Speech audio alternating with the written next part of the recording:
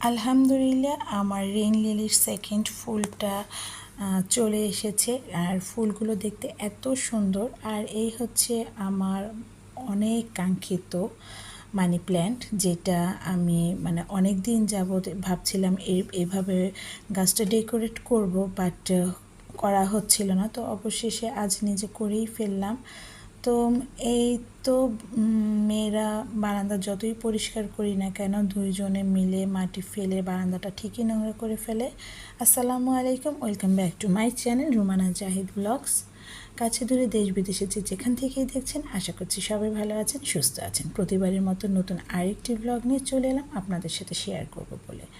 বেশ কিছুদিন বাগানটা অযত্নে একদম গাছগুলো প্রায় মরে যাওয়ার মতো হয়েছিল। তো কিছুদিন যাবৎ আবার গাছগুলোর প্রতি একটু মায়াটা সবসময়ই থাকে, বাট এখন আবার একটু সুযোগ পাই, যেহেতু ছোটোজন একটু বড় হয়েছে। তো এই তো দোলনাটাকেও মোটামুটি একটু হালকা পাতলা ডেকোরেশন করে নিলাম, কারণ ইচ্ছে ছিল ফুল দিয়ে খুব সুন্দর করে ডেকোরেট করব, বাট সেটা করা হয়নি। আর দোলনাটা আস্তে আস্তে পুরনো হয়ে যাচ্ছে।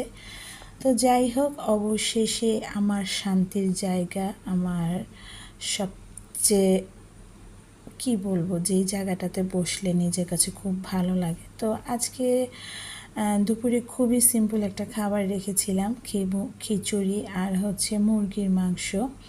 কারণ ইচ্ছে আছে বিকেলের দিকে একটু চিকেন চাপ আর হচ্ছে নান রুটি বানাবো। তো অনেক দিন যাবৎ ছোট্ট বেবি হওয়ার আগ থেকেই অসুস্থতার কারণে অনেক দিন যাবৎ সেরকম কোনো কিছু করা হয় না। তো আজকে যেহেতু বা শুক্রবার, আর এটা হচ্ছে আমার শুক্রবারের একটা ব্লগ। তো ছুটির দিন, বাসায় মেয়েদের বাবাও ছিল, সো আর আমার ননদও আছে। তো ভাবলাম যে যাক, ভিডিও করারও একজন লোক পাওয়া গেল। আর কোনো কিছু খেতে গেলে একা একা খেতেও ভালো লাগে না, সবাই মিলে খাওয়ার আনন্দটাই অনেক মজা। এখন রাত প্রায় 9টা, সাড়ে 9টা বাজে। তো এই তো আমি ময়দা দিয়ে নিলাম, চিনি দিয়ে নিলাম আনুমানিক টেবিল চামচের 2 চামচ, আর 3-4 চামচ গুঁড়ো দুধ দিয়ে নিলাম। আর বেশি ভালো হয় ইস্টটা যদি হালকা একটু চিনি আর কুসুম গরম পানিতে কিছুক্ষণ আধা ঘন্টার মতো ভিজিয়ে রাখি। তো যেহেতু এমনিতেই অনেক রাত করে বানাতে এসেছি, এর জন্য আমি একসাথেই দিয়ে দিলাম। আর স্বাদ মতো লবণ নিয়ে নিলাম। তো পানি দিয়ে এখন পানিটা আমি নর্মাল পানিই নিয়েছি। তো পানি দিয়ে এখন আমি আটাটাকে একটু ডো করে নেব। তো আমি এর মাঝে যেটা একটু স্কিপ করে গিয়েছি, এর মাঝে আমি একটু তেল দিয়ে নিয়েছিলাম। তো তেল দিয়ে নেওয়ার পরে কিছুক্ষণ মাখানোর পর আমি এরকম একটা ডো করে এটাকে প্রায় 1 ঘন্টার মতো আমি রেখে দিব। তো রেখে দেওয়ার পরে এই ফাঁকে এখানে আমি যেহেতু চিকেন চাপ করব, আর ঘরে সেরকম কিছু ছিল না, সয়া সস অন্যান্য কিছু, তো যা আছে তাই দিয়েই আমি চিকেন চাপটা বানিয়ে নিব। তো এই তো একটা ছোট্ট একটা দেশি মুরগি, বাচ্চা মুরগি ছিল। তো সেটাকে আমি এরকম ছোট ছোট পিস করে কেটে নিলাম। এখন খুব সুন্দর করে ধুয়ে আমি আসলে পানিতে ঝরাতে দিয়েছিলাম। তো পানি ঝরানোর পর এখন আমি চিকেনগুলো আসলে একটু দেখছিলাম যে যেটার মধ্যে একটু হাড় কম থাকবে সেটা আমার 2 মেয়ের জন্য রাখবো। তো বাট দেখা গেল ছেঁচানোর পর হাড়গুলো গুঁড়ো হয়ে গেল, ওদের খেতে একটু সমস্যাই হয়ে যাবে। তো আর ওরা আসলে লেগ পিসের গোস্তটা একটু ভালো খেতে পারে, কারণ ওটা একটু পিচ্ছিল টাইপের আর একটু নরম নরম হয়। তো ওদের জন্য আমি লেগ পিসটাই রাখবো 2 বোনের জন্য। আর বাকিগুলো আমি এরকম করে একটু ছেঁচে হাড়গুলো একটু হালকা, একদম বেশি গুঁড়ো করিনি, মোটামুটি মাংসটা যেন একটু ভালো মতো থেতলে যায়, যাতে এর মধ্যে মশলাগুলো খুব সহজেই যেতে পারে। তো এভাবে আমি প্রত্যেকটা পিস এভাবে থেতলে নিচ্ছি।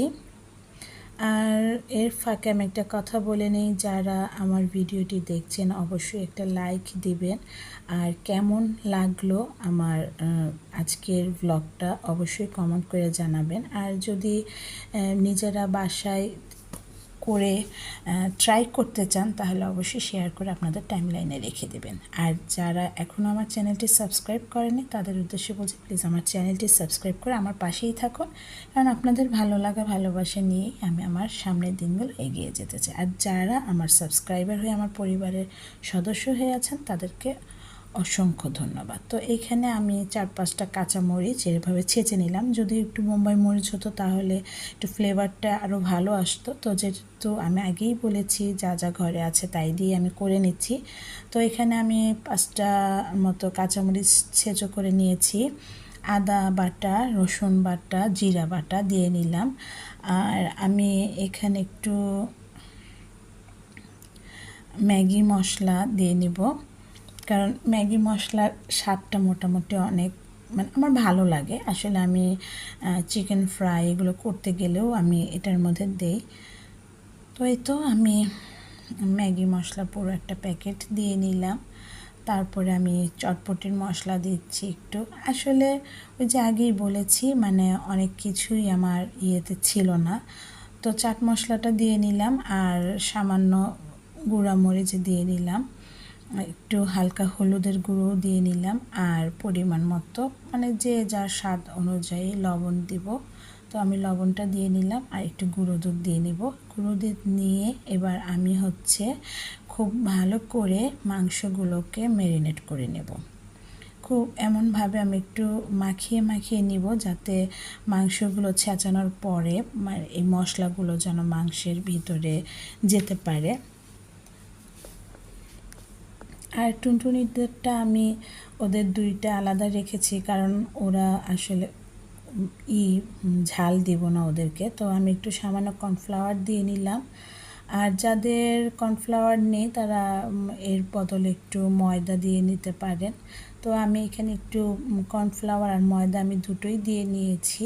তো দিয়ে এখন একটু আমি ভালো করে মেখে নিচ্ছি। আর ওদের লেগ পিস দুইটা আমি আলাদাভাবে মেখে নেব। জাস্ট সব কিছুই সেম সেম দিব, বাট ওদেরটাতে কোনো মরিচ গুঁড়ো কিংবা মরিচ বাটা কিছুই দেব না। তো এই তো একটু হালকা পেঁয়াজ দিয়ে আমি এভাবে মেখে নিলাম। মেখে আমি আসলে প্রায় আধা ঘন্টার মতো রেখে দিলে মোটামুটি মাংসগুলোর মধ্যে মশলাটা খুব ভালোভাবে বসে যায়। বাট আমার যেহেতু খুব দ্রুত কাজটা করতে হবে, কারণ ছোটো জনের খাওয়ার সময় হয়ে গেছে, তো সেই সময়ের মধ্যেই দুজনেরই খাবার সময় হয়ে গেছে, তো এর জন্য আমি তাড়াতাড়ি করছিলাম। তো এই তো আমি এগুলো এখন ম্যারিনেট করে রেখে দিব। রেখে দিয়ে আমি 10-15 মিনিটের মতো রেখে দিয়েছি। রেখে দিয়ে মোটামুটি তেলটা গরম হওয়ার পরে দিয়ে দিচ্ছি, কারণ সরিষার তেলটা যেহেতু আমরা সব সময় ইউজ করি, তো সরিষার তেলটা একটু বেশি গরম হলে ফেনাটা একটু কম ওঠে। তো এই তো আমি দিয়ে দিলাম। আর একটা চুলায় আমি আর একটা কড়াই বসিয়ে নেব, সেখানে বাচ্চাদের জন্য যে আলাদাভাবে করছি সেটা দিয়ে নেব।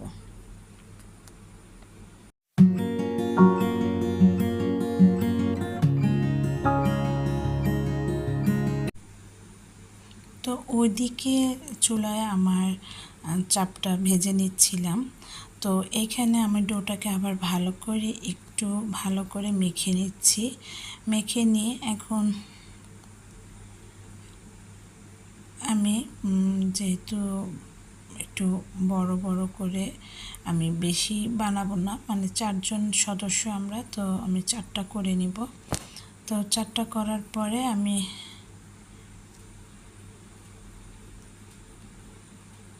একদম রুটির মতো আসলে বেলে নিব। তো রুটির মতো বেলে নিলে দেখা যাবে যে বেশি গুঁড়ো দিলে অনেক সময় দেখা যায় ভাজতে গেলে নানটা সফট হয় না।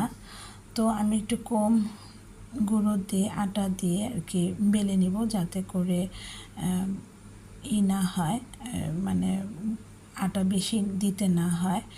আর এর জন্য আসলে দেখা যাচ্ছে যে রুটিটা বেশি ঘুরছে না আর তেমন গোলও হয়নি। তো এই তো আমি আসলে এখন আমি নিজে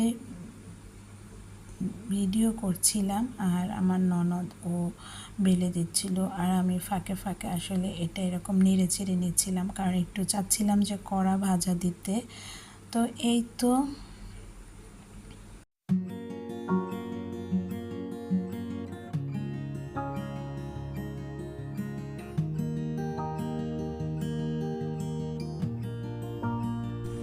তো আমার চিকেনটা প্রায় হয়ে গিয়েছিল। আমি সামান্য নামানোর আগে একটু গুঁড়োর দুধ আর একটু তেঁতুল আর একটু চিনি ছিটিয়ে দিয়ে আবার ভালোভাবে নেড়ে চেড়ে নামিয়ে নিই। আর পাশে চুলোতে আমি নানটা ভেজে নিচ্ছিলাম।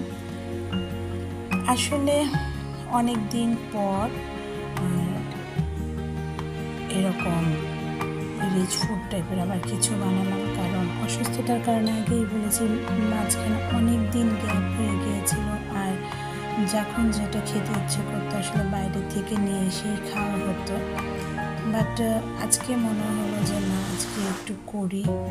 তো বাচ্চা কাচ্চা নিয়ে আসলে একটা বাচ্চা সামলানো কঠিন ব্যাপার, তারপরে দুইটা বাচ্চা একা একসাথে সামলানো আসলে একটু টাফই হয়েছে। তারপর আলহামদুলিল্লাহ আল্লাহ আমাকে দুইজন রাজকন্যা দিয়েছেন, তাদের নিয়ে আমরা আসলে খুব ব্যস্ততার মাঝে হলেও আমাদের সময়গুলো খুব ভালো কেটে যাচ্ছে। তো আশা করি আজকের ভিডিওটা আপনাদের খুব ভালো লেগেছে। যদি ভালো লেগে থাকে অবশ্যই লাইক কমেন্ট শেয়ার করতে ভুলবেন না। আজ এই পর্যন্তই, দেখা হবে সামনে নতুন আরেকটি ভিডিও নিয়ে কোনো একদিন। আল্লাহ হাফেজ।